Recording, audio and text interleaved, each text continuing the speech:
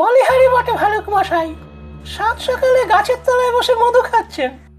কেন ভাই কুমির, মধু খাওয়া কি অন্যায়? না, সে অন্যায় হবে কেন? তবে রাজলজ্জা বলে তো কোনো জিনিস থাকে নাকি? এ আবার কেমন ধারা কথা? মধু খাবো তাতে আবার লজ্জা কি?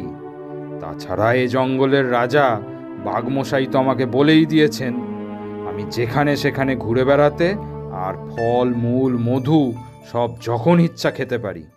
ছি ছি, ভাল্লুক মশাইয়ের এ কি অধঃপতন!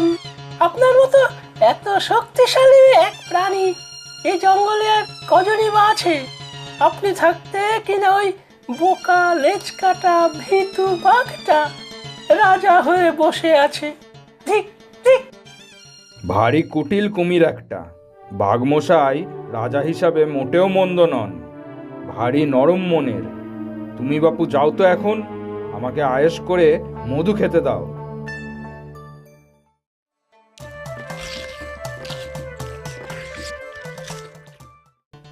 না, এ ভাল্লুক তো আমার কথা কানেই নিল না। দেখি, অন্যভাবে চেষ্টা করতে হবে। ওই লেজ কাটা বাঘকে সরিয়ে আমি এই জঙ্গলের রাজা হবই হব। তবে আমার একার দ্বারা হবে না, এই ভাল্লুককে বশ করতেই হবে। নরহরি, আমি নরহরি। মাথায় আমার বুদ্ধি ভারী। ভাবছো উচকি ছাগল ছানা, তার কি কিছু আছে জানা? জন্তু জানোয়ার আছে যারা, বুদ্ধিতে আমি সবার সেরা। নরহরি, আমি নরহরি, প্রয়োজনে আমি সব পারি। ওরে বাপু নরহরি, আজ এত ফুর্তি কেন?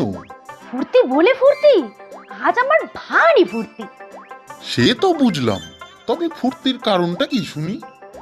নদীর পাড়ে এই বর্ষাতে কি সুন্দর সুন্দর কচি কচি সব ঘাস গজিয়েছে। যত খাচ্ছি ততই খেতে ইচ্ছা করছে। তা ঠিক, এখানকার ঘাসের স্বাদই আলাদা। তবে বেশি খাস না বাপু, কতবার মনে নেই ঘাস খেয়ে খেয়ে তোর পেট ফুলে ঢোল, নড়াচড়াটি পর্যন্ত করতে পারছিলি না। এবারে দেখিস সেরকম যেন না হয়। না গো মামা, তখন তো আমি ছোট